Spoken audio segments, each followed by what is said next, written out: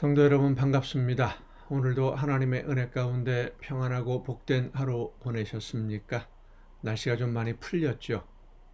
하나님의 은혜 가운데 우리의 삶도 이렇게 평화로운 삶으로 이어질 수 있기를 바랍니다.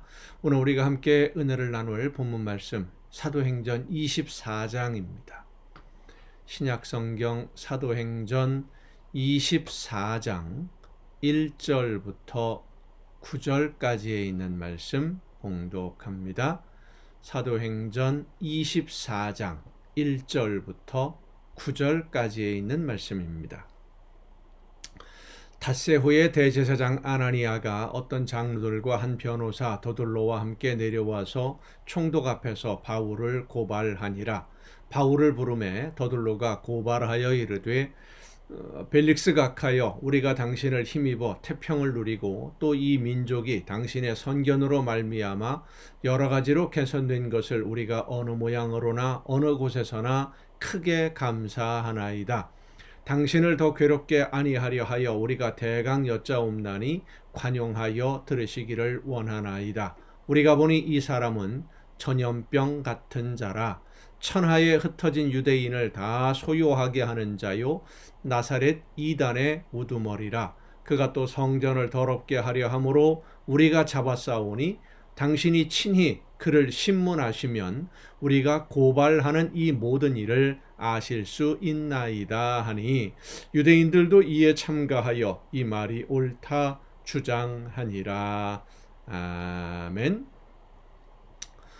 사도 바울이 예루살렘에서 붙잡히고 이제 변론을 하다가 많은 사람들로부터 항의를 받고 그래서 바울을 죽이려고 사람들이 계획했다라고 하는 이야기를 듣고 이제 총독이 사도 바울을 보호하면서 시작된 재판입니다.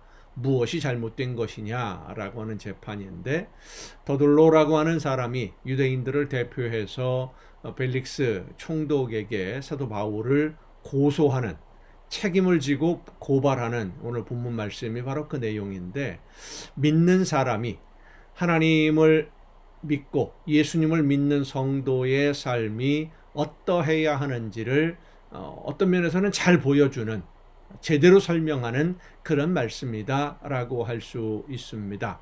더둘로는 바울을 가리켜서 전염병 같은 사람이다 라고 이야기를 합니다. 이 사람은 전염병 같은 자라. 예전 성경에 보면은요, 연병이다 그랬어요. 연병 환자다. 전염성이 아주 강한 병이지요.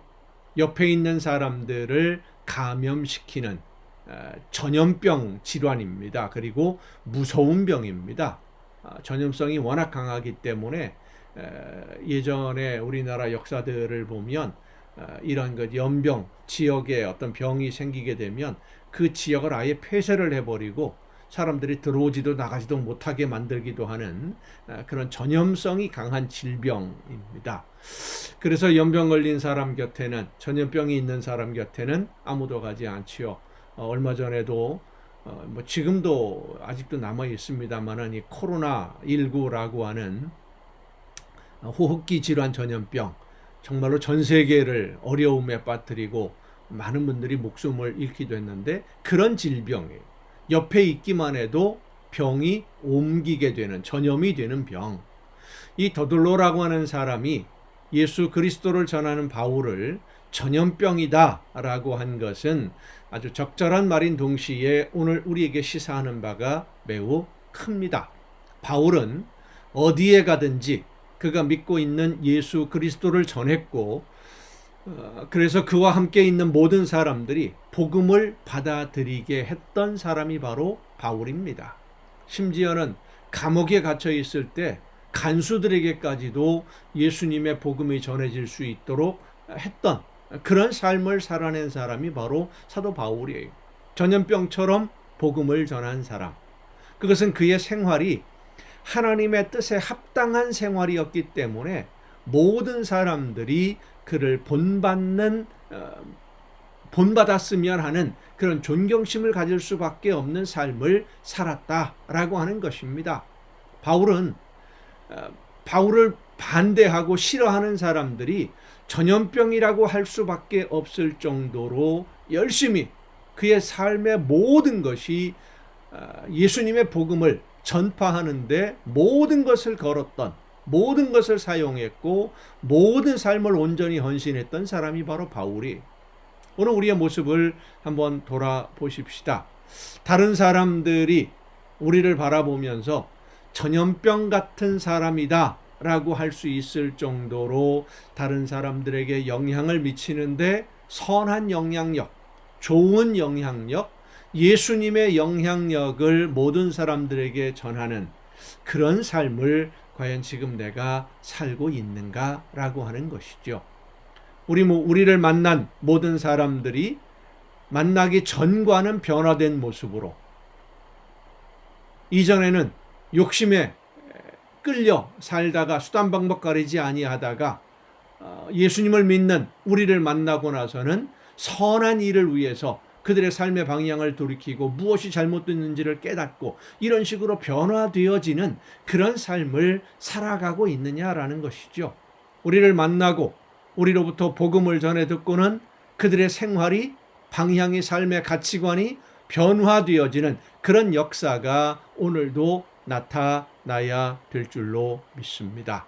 예수님을 구주로 믿고 고백하는 사람들이 점점 더 많아져야만 될 줄로 믿습니다. 믿는 성도, 하나님의 자녀는 전염병과도 같은 사람들입니다.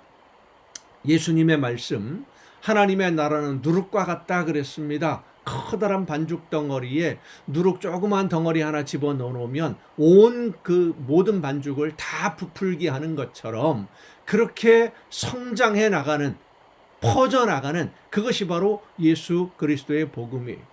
생활 속에서 복음이 전해지고 입을 열어 말씀을 통해 복음을 전하는 것이 우리 믿는 성도들의 생활이 되어야 될 줄로 믿습니다. 우리의 삶 속에서 이런 일들이 이루어지지 않고 있다고 한다면, 우리의 생활을 통해서 복음이 다른 사람들에게, 세상 모든 사람들에게 전해지는 일이 없다고 한다면 우리 자신의 삶을 다시 한번 돌아보고 열매를 점검해 봐야 됩니다. 여러분 모두가 연병과도 같이 전염병처럼 다른 사람에게 영향을 미치는 사람이 되라고, 빛이 되고 소금이 되라고 하나님이 불러주셨음을 여러분 잊지 말아야만 합니다. 그것이 우리의 사명입니다.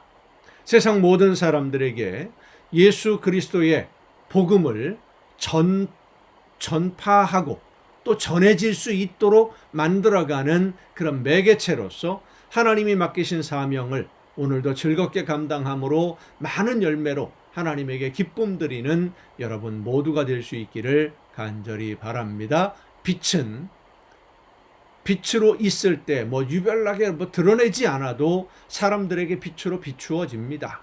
예수님의 비유의 말씀처럼 등불을 켜서 등잔 위에 올려둔다. 모든 사람들에게 비추어지는 그것이 바로 빛이고 소금이, 누룩이. 하나님이 오늘 저와 여러분을 빛으로 부르셨고 소금의 직분을 감당하라고 부르셨고 누룩과도 같이 하나님의 나라를 전파하는 일꾼으로 사용하시려고 불러주신 줄로 믿고 감사하면서 이 사명을 즐겁게 감당하는 여러분 모두가 될 수 있기를 간절히 바랍니다. 기도하시겠습니다. 크신 사랑으로 영원한 죽음에서 버림받아야 할 저희들을 영원한 생명의 길로 옮겨주신 아버지 하나님, 하나님이 기뻐하시는 뜻을 따라서 하나님이 원하시는 일들만 이루어가며 하나님이 기뻐하시는 아름다운 역사를 이루어가는 우리 모두가 되게 하여 주시옵소서. 주변에 있는 모든 사람들이 우리의 삶을 바라보면서 하나님의 나라를 볼 수 있는 귀한 삶을 살아내게 하옵시고 예수 그리스도의 향기를 모든 사람들에게 널리 전하며 복음을 전함으로 아름다운 하나님의 나라가 확장되어지는 그 일꾼으로 도구로 쓰임받는 우리 모두가 되게 하여 주시옵소서. 이 모든 말씀을 예수님의 이름으로 기도하옵나이다. 아멘. 오늘 우리가 함께 통독할 하나님의 말씀 신약성경 마태복음 8장부터 함께 통독하시겠습니다. 마태복음 5장, 6장, 7장이 산상수훈이라고 하는 예수님의 가르치심을 모아놓은 집약해놓은 그런 기록인데, 그런 말씀들을 가르치시고 나서 예수님의 그 활동하시는 삶 속에서 모든 사람들과 만나면서 어떤 일들을 하시고 이제 또 어떤 그 사건들을 통해서 가르침을 주시고 하는 이런 과정들이 이제 계속해서 기록되게 됩니다. 특별히 병자들을 직접 만지시고 고쳐주시는 예수님의 모습에서 상처받은 양떼를 돌보시는 하나님의 사랑을 우리는 깊이 깨달아 알게 됩니다. 나병 환자, 사람들이 근처에도 가지 않는 그런 사람들을 직접 만져주시고 어루만져 주시면서 그들을 회복시켜 주시는 예수님의 모습, 또 베드로의 장모를 고쳐주시고 회당장 야이로의 딸을 살려주시고 귀먹고 말 더듬는 사람도 고치고 맹인도 고치고, 이 세상의 의학으로는 설명할 수 없는 기적의 역사를 통해서 하나님의 나라가 임했다라는 것을 예수님은 삶을 통해서 보여주십니다. 그리고 함께 하나님의 나라를 세워갈 일꾼들을, 제자들을 부르심으로써 교회의 기초를 세우시는 그런 예수님의 모습들, 마태복음 8장부터 함께 통독을 하시겠습니다. 예수께서 산에서 내려오시니 수많은 무리가 따르니라. 한 나병 환자가 나와 절하며 이르되 주여 원하시면 저를 깨끗하게 하실 수 있나이다 하거늘, 이 나병 환자가 예수님 앞에 올 수 있다는 것조차도 놀라운 기적입니다. 나병 환자들은 정상적인 건강한 사람들 근처에 오면 안 되었기 때문이죠. 유대인의 율법에 의해서. 예수께서 손을 내밀어 그에게 대시며 이르시되 내가 원하노니 깨끗함을 받으라 하시니 즉시 그의 나병이 깨끗하여진지라. 예수께서 이르시되 삼가 아무에게도 이르지 말고 다만 가서 제사장에게 내 몸을 보이고 모세가 명한 예물을 드려 그들에게 입증하라 하시니라. 율법의 규정을 지키라 라고 지금 말씀하시는 이 마태복음이기 때문에 특별히 이런 내용들이 많이 들어가 있습니다. 예수께서 가버나움에 들어가시니 한 백부장이 나와 간구하여 이르되 주여 내 하인이 중풍병으로 집에 누워 몹시 괴로워하나이다. 이르시되 내가 가서 고쳐주리라. 백부장이 대답하여 이르되 주여 내 집에 들어오심을 나는 감당하지 못하겠사오니 다만 말씀으로만 하옵소서. 그러면 내 하인이 낫겠사옵나이다. 나도 남의 수하에 있는 사람이요 내 아래에도 군사가 있으니 이더러 가라 하면 가고 저더러 오라 하면 오고 내 정도로 이것을 하라 하면 하나이다. 예수께서 들으시고 놀랍게 여겨 따르는 자들에게 이르시되 내가 진실로 너희에게 이르노니 이스라엘 중 아무에게서도 이만한 믿음을 보지 못하였노라. 또 너희에게 이르노니 동서로부터 많은 사람이 이르러 아브라함과 이삭과 야곱과 함께 천국에 앉으려니와 그 나라의 본 자손들은 바깥 어두운 데 쫓겨나 거기서 울며 이를 갈게 되리라. 예수께서 백부장에게 이르시되 가라 내 믿은 대로 될지어다 하시니 그 즉시 하인이 나으니라. 예수님의 이 마태복음 오늘 본문에 나오는 10장, 11장, 10절, 11절, 12절 이쪽에 있는 말씀들, 이방인들, 이스라엘 민족이 아닌 사람들이 하나님의 나라에 들어가게 될 때에 하나님으로부터 일찍 선택함을 받은 이스라엘 민족은 버림받는 사람들이 많을 것이다.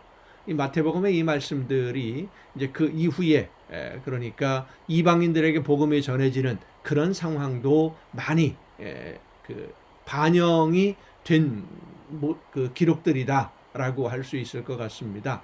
이방인들이 이렇게 복음을 받아들이는데 우리 먼저 하나님의 백성된, 하나님의 선택함을 받은 백성들이 버림을 받아서야 되겠느냐, 뭐 이런 가르침으로도 사용될 수 있는 내용이라고 할 수 있겠죠. 14절입니다. 예수께서 베드로의 집에 들어가사 그의 장모가 열병으로 앓아 누운 것을 보시고 그의 손을 만지시니 열병이 떠나가고 여인이 일어나서 예수께 수종들더라. 저물매 사람들이 귀신 들린 자를 많이 데리고 예수께 오거늘 예수께서 말씀으로 귀신들을 쫓아내시고 병든 자들을 다 고치시니 이는 선지자 이사야를 통하여 하신 말씀에 우리의 언약 연약한 것을 친히 담당하시고 병을 짊어지셨도다 함을 이루려 하심이더라. 예수께서 무리가 자기를 에워싸는 것을 보시고 건너편으로 가기를 명하시니라. 한 서기관이 나와 예수께 아뢰되 선생님이여 어디로 가시든지 저는 따르리이다. 예수께서 이르시되 여우도 굴이 있고 공중의 새도 거처가 있으되 인자는 머리 둘 곳이 없다 하시더라. 제자 중에 또 한 사람이 이르되 주여 내가 먼저 가서 내 아버지를 장사하게 허락하옵소서. 예수께서 이르시되 죽은 자들이 그들의 죽은 자들을 장사하게 하고 너는 나를 따르라 하시니라. 배에 오르심에 제자들이 따랐더니 바다에 큰 놀이 일어나 배가 물결에 덮이게 되었으되 예수께서는 주무시는지라. 그 제자들이 나와 깨우며 이르되 주여 구원하소서 우리가 죽겠나이다. 풍랑을 만난 배에서의 모습들, 풍랑을 만난 모습들이 복음서에 많이 기록되어 있죠. 여러 상황에서 그 중에 하나입니다. 예수께서 이르시되 어찌하여 무서워하느냐 믿음이 작은 자들아 하시고 곧 일어나사 바람과 바다를 꾸짖으시니 아주 잔잔하게 되거늘 그 사람들이 놀랍게 여겨 이르되 이가 어떤 사람이기에 바람과 바다도 순종하는가 하더라. 또 예수께서 건너편 가다라 지방에 가심에 귀신 들린 자 둘이 무덤 사이에서 나와 예수를 만나니 그들은 몹시 사나워 아무도 그 길로 지나갈 수 없을 지경이더라. 한 사람이라고 기록된 복음서도 있고 오늘 마태복음에 보면 두 사람이라고 나오죠. 귀신 들린 사람. 이에 그들이 소리질러 이르되 하나님의 아들이여 우리가 당신과 무슨 상관이 있나이까? 때가 이르기 전에 우리를 괴롭게 하려고 여기 오셨나이까 하더니 마침 멀리서 많은 돼지떼가 먹고 있는지라. 귀신들이 예수께 간구하여 이르되 만일 우리를 쫓아내리시려면 돼지떼에 들여보내주소서 하니 그들에게 가라 하시니 귀신들이 나와서 돼지에게로 들어가는지라. 온 떼가 비탈로 내리달아 바다에 들어가서 물에서 몰사하거늘 치던 자들이 달아나 시내에 들어가 이 모든 일과 귀신 들린 자의 일을 고하니 온 시내가 예수를 만나려고 나가서 보고 그 지방에서 떠나시기를 간구하더라. 자, 이 귀신들이 돼지떼에 들어간 이 사건을 보면 여러 가지를 우리가 생각해 볼 수 있습니다. 두 사람에게 귀신 들려 있었는데 2,000마리가 넘는 돼지떼가 몰살을 당했다. 영적인 그 힘의 그 능력, 사탄의 그 힘 얼마나 무서운지. 근데 사탄이 마귀가 하는 중요한 목적이 뭡니까? 결국은 죽이는 겁니다. 죽는 것이 그들의 목적이에요. 우리를 영원한 죽음으로 끌고 가는 것이 마귀 사탄이니까 오늘도 그래서 우리는 하나님의 보호하심으로 이 마귀 사탄의 공격을 견디어내고 이겨내고 하나님의 나라를 향해서 한 걸음 한 걸음 더 가깝게 다가가야 될 줄로 믿습니다. 자, 9장입니다. 예수께서 배에 오르사 건너가 본 동네에 이르시니 침상에 누운 중풍병자를 사람들이 데리고 오거늘 예수께서 그들의 믿음을 보시고 중풍병자에게 이르시되 작은 자야 안심하라 내 죄 사함을 받았느니라. 어떤 서기관들이 속으로 이르되 이 사람이 신성을 모독하도다. 중풍병자를 데리고 온 것 마태복음에는 이렇게 예수님을 직접 만난 것으로 기록합니다마는 다른 복음서에서는 지붕을 뚫고 예수님 옆에 달아내리고 그런 같은 사건들을 지금 이렇게 조금씩 다르게 기록하고 있는 것이 복음서들의 특징입니다. 예수께서 그 생각을 하시고 이르시되 너희가 어찌하여 마음에 악한 생각을 하느냐 내 죄 사함을 받았느니라 하는 말과 일어나 걸어가라 하는 말 중에 어느 것이 쉽겠느냐 그러나 인자가 세상에서 죄를 사하는 권능이 있는 줄을 너희로 알게 하려 하노라 하시고 중풍병자에게 말씀하시되 일어나 내 침상을 가지고 집으로 가라 하시니 그가 일어나 집으로 돌아가거늘 무리가 보고 두려워하며 이런 권능을 주신 하나님께 영광을 돌리니라.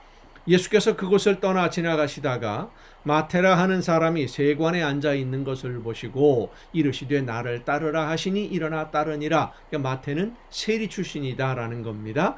예수께서 마태의 집에 앉아 음식을 잡수실 때에 많은 세리와 죄인들이 와서 예수와 그의 제자들과 함께 앉았더니 바리새인들이 보고 그의 제자들에게 이르되 어찌하여 너희 선생은 세리와 죄인들과 함께 잡수시느냐. 예수께서 들으시고 이르시되 건강한 자에게는 의사가 쓸데없고 병든 자에게라야 쓸데있느니라. 너희는 가서 내가 긍휼을 원하고 제사를 원하지 아니하노라 하신 뜻이 무엇인지 배우라. 나는 의인을 부르러 온 것이 아니요 죄인을 부르러 왔노라 하시니라. 그때에 요한의 제자들이 예수께 나와 이르되 우리와 바리새인들은 금식하는데 어찌하여 당신의 제자들은 금식하지 아니하나이까. 그러니까 마태복음에서 제일 많이 그 논쟁에 등장하는 주제가 율법의 관습상 이렇게 하는데 왜 이렇게 안 하십니까? 율법에 이게 맞지 않는데 왜 이렇게 하십니까? 이런 논쟁들이 참 많아요. 마태복음이 유대인들에게 복음을 전하기 위한 복음서이기 때문에 그렇습니다. 율법, 관습, 전통 아주 많이 등장하는 내용입니다. 예수께서 그들에게 이르시되 혼인집 손님들이 신랑과 함께 있을 동안에 슬퍼할 수 있느냐? 그러나 신랑을 빼앗길 날이 이르리니 그때에는 금식할 것이니라. 생배 조각을 낡은 옷에 붙이는 자가 없나니 이는 기운 것이 그 옷에 당기어 헤어짐이 더하게 됨이요 새 포도주를 낡은 가죽 부대에 넣지 아니하나니 그렇게 하면 부대가 터져 포도주도 쏟아지고 부대도 버리게 됨이라. 새 포도주는 새 부대에 넣어야 둘이 다 보존되느니라. 예수께서 이 말씀을 하실 때에 한 관리가 와서 절하며 이르되 내 딸이 방금 죽었사오나 오셔서 그 몸에 손을 얹어 주소서. 그러면 살아나겠나이다. 다른 복음서에 보면 병들었는데 예수님에게 말씀하고 예수님이 가는 도중에 아이가 죽고 뭐 이런 자세한 내용들이 나오지요. 근데 마태복음에는 아이가 죽었다라는 것을 먼저 이야기를 합니다. 예수께서 일어나 따라가시매 제자들도 가더니 12해 동안이나 혈루증으로 앓는 여자가 예수의 뒤로 와서 그 겉옷가를 만지니 이는 제 마음에 그 겉옷만 만져도 구원을 받겠다 함이라. 예수께서 돌이켜 그를 보시며 이르시되 딸아 안심하라 네 믿음이 너를 구원하였다 하시니 그 여자가 그 즉시 구원을 받으니라. 예수께서 그의 관리의 집에 가사 피리 부는 자들과 떠드는 무리를 보시고 이르시되 물러가라 이 소녀가 죽은 것이 아니라 잔다 하시니 그들이 비웃더라. 무리를 내보낸 후에 예수께서 들어가사 소녀의 손을 잡으심에 일어나는지라. 그 소문이 그 온 땅에 퍼지더라. 딸이 목숨을 잃었는데 죽었는데 예수님이 오시면 아이가 살아날 것이다 라고 믿는 믿음, 정말로 대단한 믿음이지요. 이런 그 예수님이 하시는 일에 대한 절대적인 믿음을 가지고 예수님께 왔던 사람들이 어떤 은혜를 입었고 어떤 기적을 체험하게 되는지를 마태복음은 많이 설명을 해줍니다. 예수께서 거기에서 떠나가실새 두 맹인이 따라오며 소리질러 이르되 다윗의 자손이여 우리를 불쌍히 여기소서. 찾아오는 사람들이 많은 거죠. 예수님을. 예수께서 집에 들어가심에 맹인들이 그에게 나아오거늘 예수께서 이르시되 내가 능히 이 일 할 줄을 믿느냐 대답하되 주여 그러하오이다 하니 이에 예수께서 그들의 눈을 만지시며 이르시되 너희 믿음대로 되라 하시니 그 눈들이 밝아진지라. 예수께서 엄히 경고하시되 삼가 아무에게도 알리지 말라 하셨으나 그들이 나가서 예수의 소문을 그 온 땅에 퍼뜨리니라. 그들이 나갈 때에 귀신 들려 말 못하는 사람을 예수께 데려오니 귀신이 쫓겨나고 말 못하는 사람이 말하거늘 무리가 놀랍게 여겨 이르되 이스라엘 가운데에서 이런 일을 본 적이 없다 하되 바리새인들은 이르되 그가 귀신의 왕을 의지하여 귀신을 쫓아낸다 하더라. 예수께서 모든 도시와 마을에 두루 다니사 그들의 회당에서 가르치시며 천국 복음을 전파하시며 모든 병과 모든 약한 것을 고치시니라. 무리를 보시고 불쌍히 여기시니 이는 그들이 목자 없는 양과 같이 고생하며 기진함이라. 이에 제자들에게 이르시되 추수할 것은 많되 일꾼이 적으니 그러므로 추수하는 주인에게 청하여 추수할 일꾼을 보내주소서 하라 하시니라. 아멘. 여러분 오늘도 수고 많으셨습니다. 내일 또 정한 이 시간 가정 예배 시간에 여러분 모두 함께 반갑게 다 같이 만날 수 있기를 바랍니다. 내일 뵙겠습니다.